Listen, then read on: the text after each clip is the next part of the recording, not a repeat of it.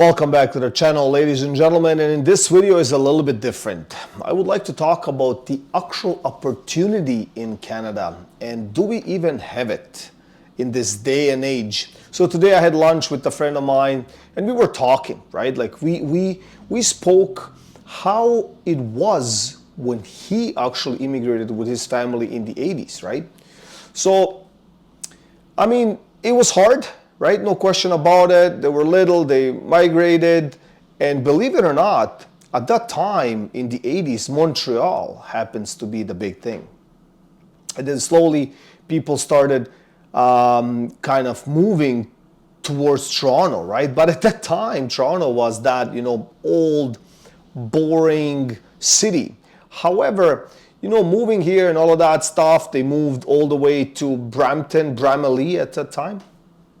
And, I asked him about the life, like watching his parents kind of grow into the country and all of that stuff. And he kind of explained it clearly. He said, like, look, majority of people even moving to Bramalea at that time, which is north of Mississauga, was interesting, was different, was mostly farmland, but people kind of got along. They saw the opportunity.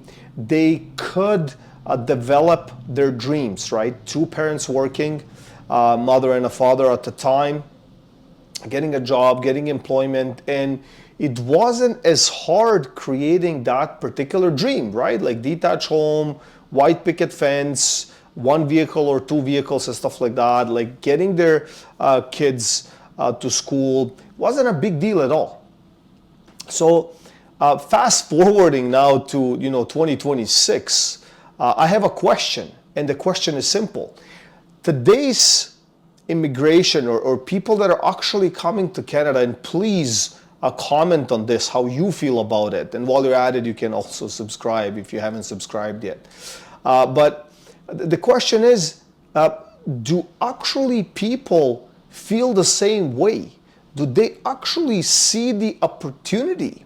Because for some of us that are here, decades, 2 decades, 3 decades, 4 decades, maybe even 2-3 generations, can we not see the opportunity anymore? Did we lose that compass, like that magical compass of kind of seeing that opportunity, and we kind of seen it all, and we don't want to work as hard, which I don't think it's the case at all, right?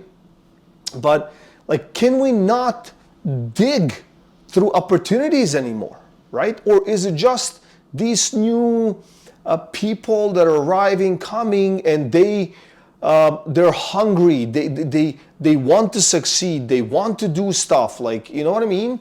Like, I cannot decipher that part, to be honest with you, right?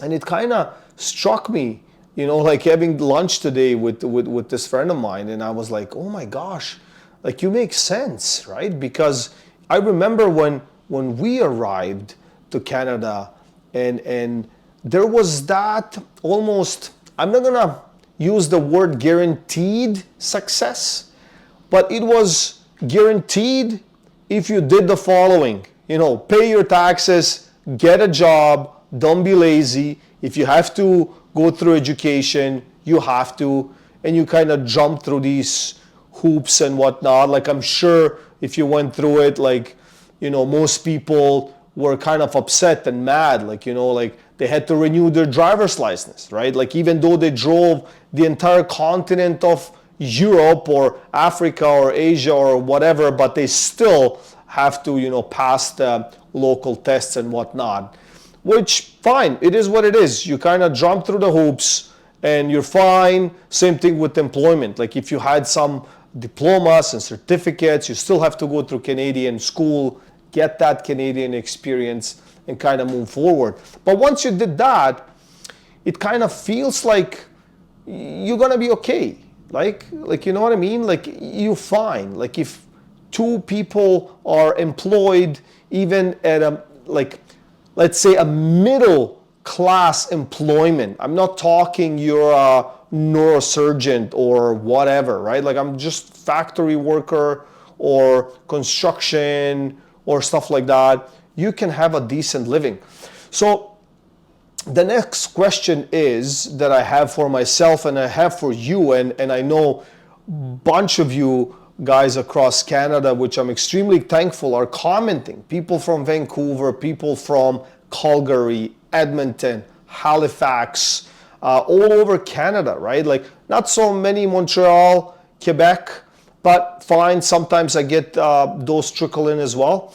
But everyone else, like even these smaller local towns, are commenting. They're saying, hey, look, we have it tough. Like, you know, even in Niagara Falls, Brantford, Hamilton, Stony Creek, Woodstock, London, like people, Windsor, like if they have to commute, like at one point they saw that opportunity, but now that opportunity became a burden, right? They cannot find jobs locally and they have to travel for work, and that creates additional pressures and stuff like that. So I don't know, what's the solution? Like, are we kind of, did we outgrow that, you know, hockey stick in Toronto and Toronto GTA, and it's kind of like if you made it here, you made it. If you haven't made it, like you have to kind of figure out the next opportunity.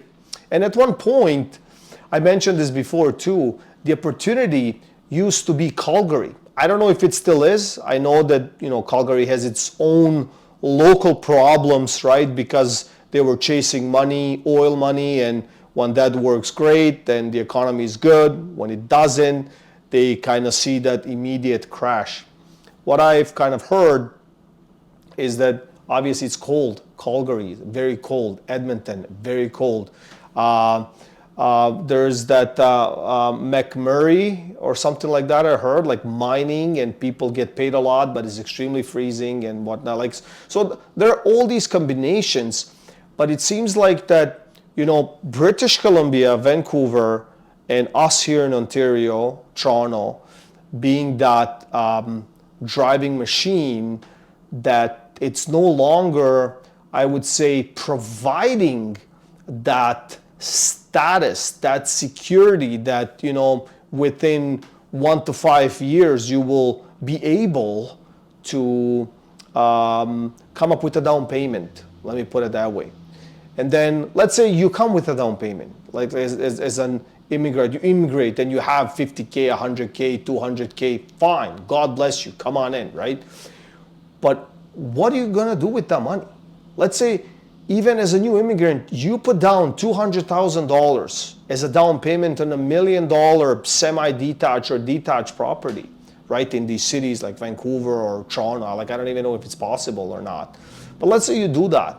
Like the carrying cost, like on monthly basis, that's an extreme cash flow problem unless you can provide as a new Canadian immigrant, a citizen, however you want to call it, right? Newcomer, if you are able to generate 20K.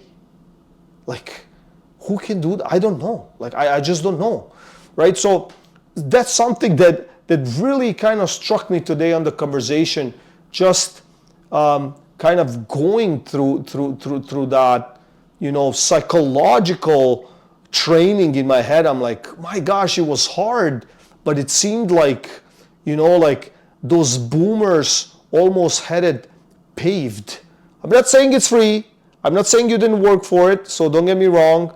You earned it, but I feel that earning process was somewhat easier. So please subscribe to the channel, hit that like button, share it to somebody. I really, really, really want to know what you have to say to this particular topic.